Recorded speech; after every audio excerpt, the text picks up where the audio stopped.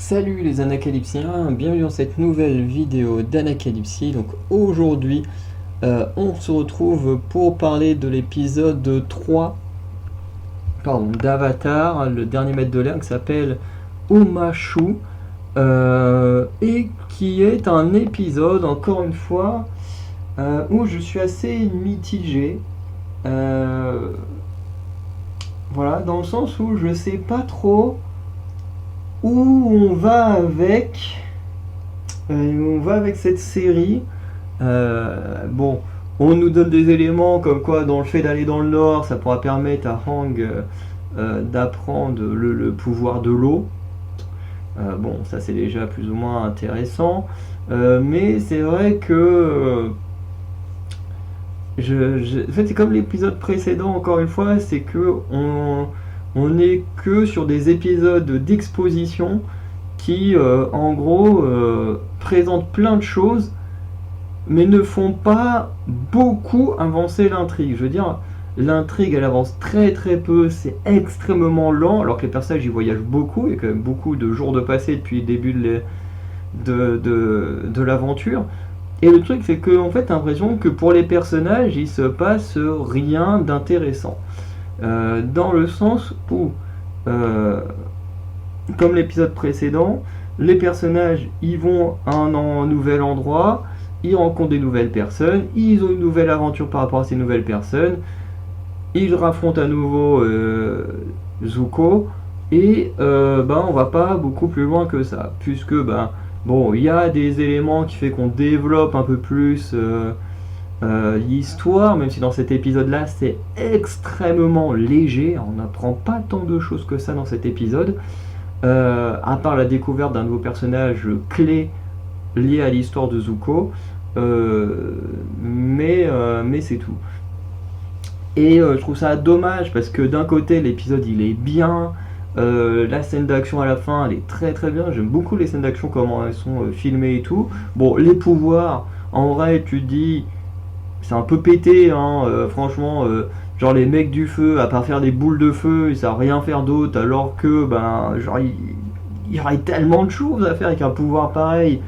Bon, Katara, on peut pas lui en vouloir parce qu'elle apprend à utiliser son eau, donc qu'elle fasse que des boules d'eau, des choses comme ça, bon, c'est assez compréhensible. Pareil pour Aang, encore Aang développe plutôt bien, utilise très très bien son pouvoir, mais genre Zuko, qui est entraîné, qui passe son temps avec son oncle, qui est un maître du feu, voilà, qui sait se battre, et que le mec il passe juste son temps à faire des boules de feu, c'est quand même un peu décevant. Je pense qu'on est tous assez d'accord là-dessus.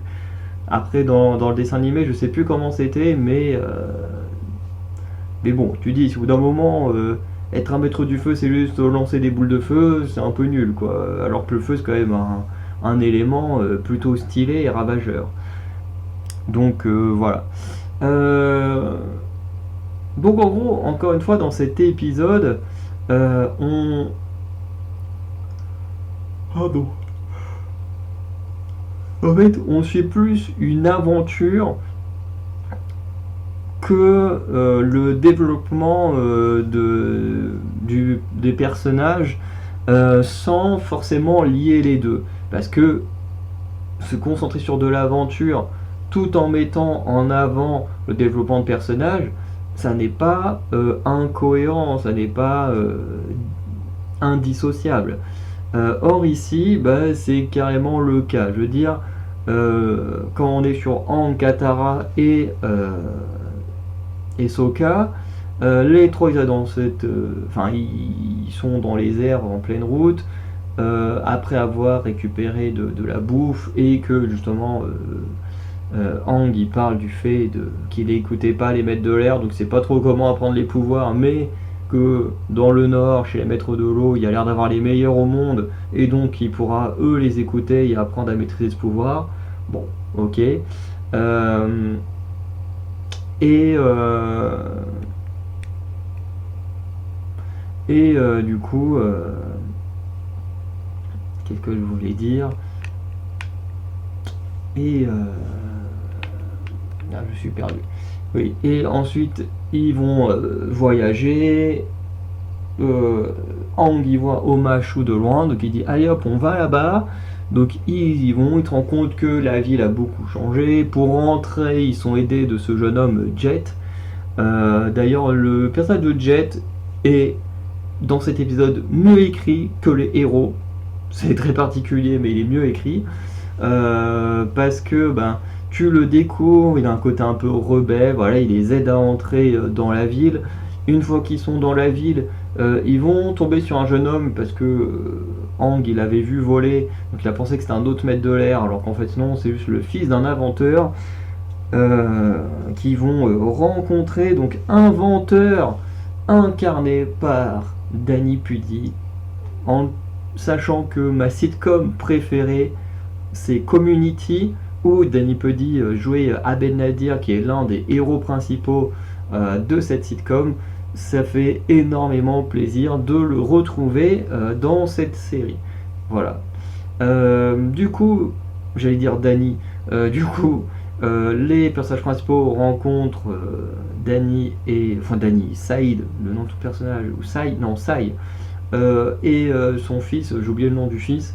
Voilà, ils vont s'entraider sur des trucs. D'un côté, est-ce qu'il y a globalement un bâtiment qui va exploser, donc on va penser que ce sont les maîtres du feu qui, grâce à leurs espions, font exploser des choses dans la ville pour semer un peu la terreur, puisque les maîtres du feu n'arrivent pas à prendre possession du château, enfin de la cité.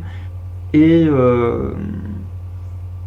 du coup, il y a tout un truc en mode, on essaie de découvrir d'où les maîtres du feu trouvent les explosifs et tout. Donc Aang il part avec le jeune, ce qui ne sert à... Enfin, c'est pas que ça sert à rien, c'est juste que en fait à aucun moment tu développes Aang. Voilà, il y va, certes, il découvre des éléments, il découvre que ce ne sont pas les maîtres du feu qui ont fait exploser le bâtiment quand ils sont arrivés, mais bel et bien des gens de la cité.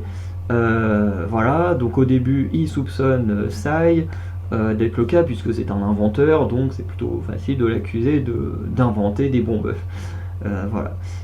Sauf que au final, c'est pas lui, et ils vont devoir le sauver sur la fin d'épisode. Et Aang, lui, va combattre Zuko. Donc, pour développer Aang, c'est pas hyper intéressant ce qui se passe dans cet épisode.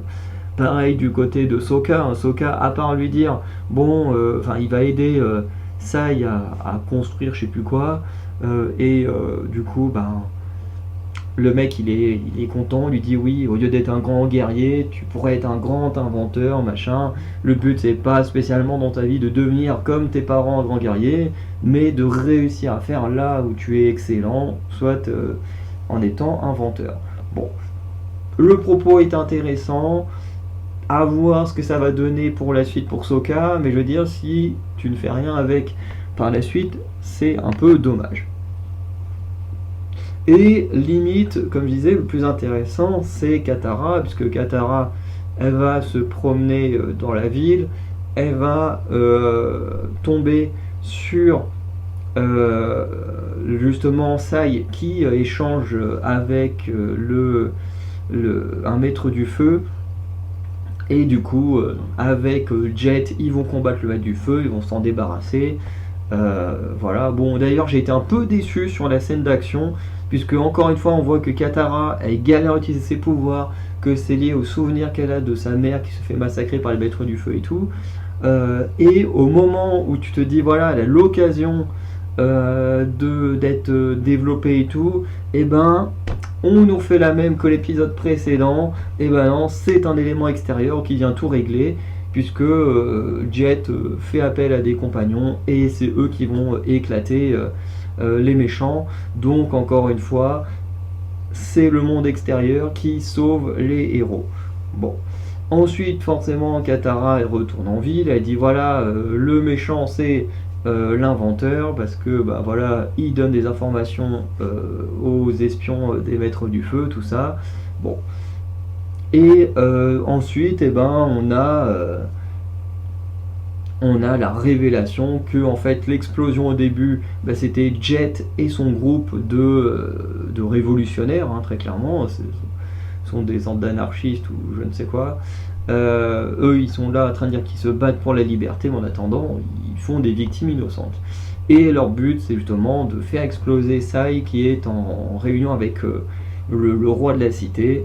Donc, forcément, le but est devenu d'arrêter cette tentative d'assassinat, que réussira notamment Katara en maîtrisant son pouvoir, puisque avec une discussion avec Jet et tout, elle arrive à surpasser un peu le blocage qu'elle a au niveau de sa mère. Du coup, Katara, c'est assez intéressant, elle est un tout petit peu développée avec ce blocage qui arrive plus ou moins à se débarrasser, mais ça vaut pas le développement de Jet, qu'on verra sûrement dans l'épisode suivant, puisqu'on ne quitte pas la ville dans l'épisode suivant, de ce que vu comment ça finit, avec Aang qui se retrouve prisonnier des gens de la cité, mais Jet, du coup, on le reverra certainement. Mais ce qui est intéressant, c'est justement tout cet épisode où tu le vois comme le gars qui les aide à aider à rentrer dans la ville, qui ensuite il aide Katara à contrôler son pouvoir, qui montre que lui et son groupe ils sont là pour tenter d'améliorer la vie des gens ici, pour qu'au final en fait tu te rends compte que c'est lui l'ennemi de la cité qui a fait exploser un bâtiment, qui veut faire exploser le roi et tout. Bref, tu te rends compte que finalement la personne mauvaise, c'est lui et pas spécialement que les maîtres du feu. Donc c'est assez intéressant puisque quand tu regardes le début de la série, tu as l'impression qu'il n'y a que les maîtres du feu qui sont mauvais, et en fait là tu te rends compte que c'est bien plus nuancé, que d'autres personnes sont également mauvaises. Voilà, et c'est bien aussi de pas avec Jet faire la même chose que Suki, voilà, qui est juste quelqu'un qui rencontre, qui les aide, avec qui ça se passe super bien et tout ça. Parce que s'ils font ça à chaque épisode, au bout d'un moment c'est un peu dommage. Que là, le fait qu'en vrai ce soit lui le méchant de l'épisode, je trouve ça plutôt intéressant, et voilà. Sinon, encore une fois, il se passe pas grand chose.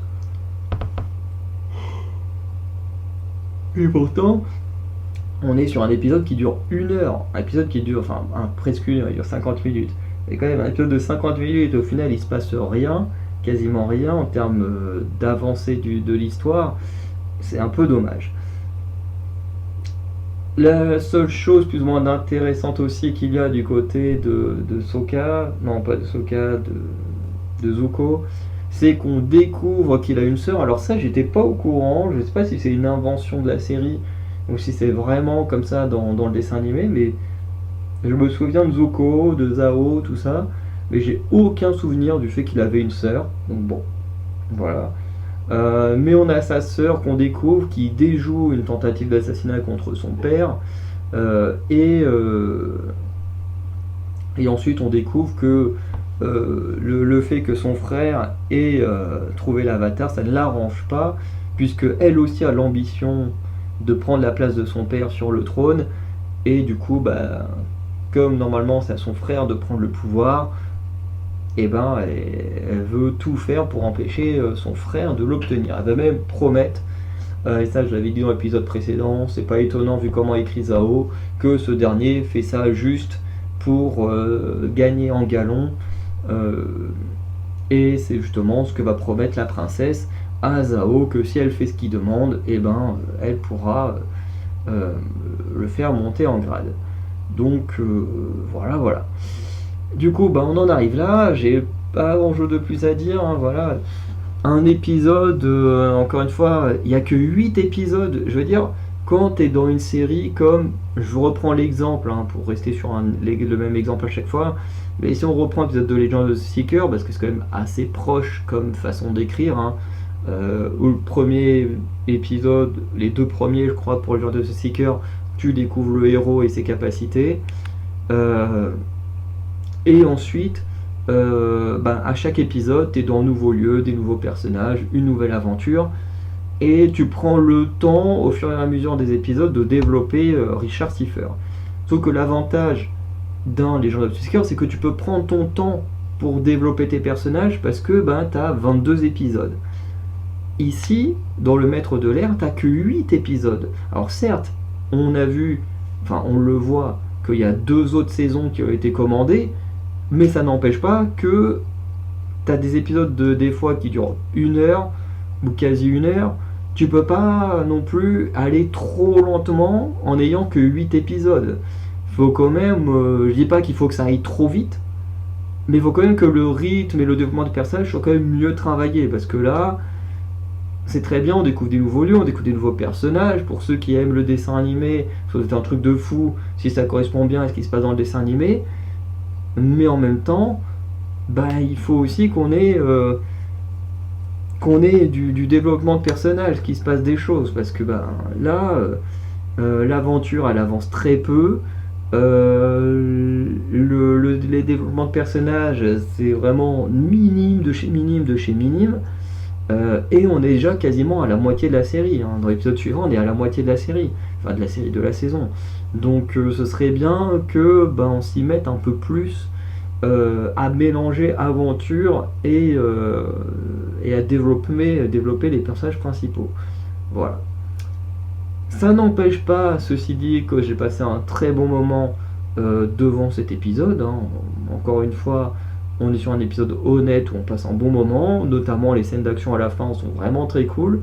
Le délire d'ascenseur, là, à moitié, ou c'est à moitié des, euh, des sortes de chariots en pierre qui montent sur une sorte de truc qui fait défiler et tout, jusqu'au sommet du château, je trouve ça plutôt stylé. Enfin bref, il y a de l'idée.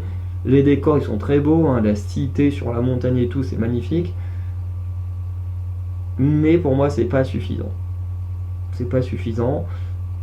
J'aime bien ce qui se passe, mais c'est pas suffisant. Pour moi, voilà, parce que je pense qu'à la fin de l'année, quand je vais devoir faire un classement des meilleures séries, malheureusement pour l'instant, je me dis que Avatar a du mal à se placer assez haut. Bon, j'ai pas non plus découvert 10 000 séries pour l'instant, mais c'est vrai que de ce que j'ai vu pour l'instant, avec d'autres séries qui avaient quasiment autant d'épisodes, où vraiment on avançait, on développait les personnages, et comme dans certains c'est une équipe, chaque épisode développait plus ou moins un personnage, ce qui aidait à avancer, à s'attacher, et là je trouve que c'est ce qui manque.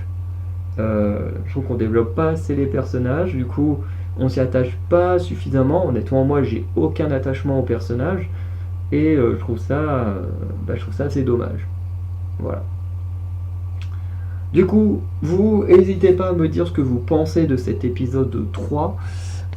Et on se dit du coup à très bientôt pour de nouvelles vidéos. Ciao tout le monde.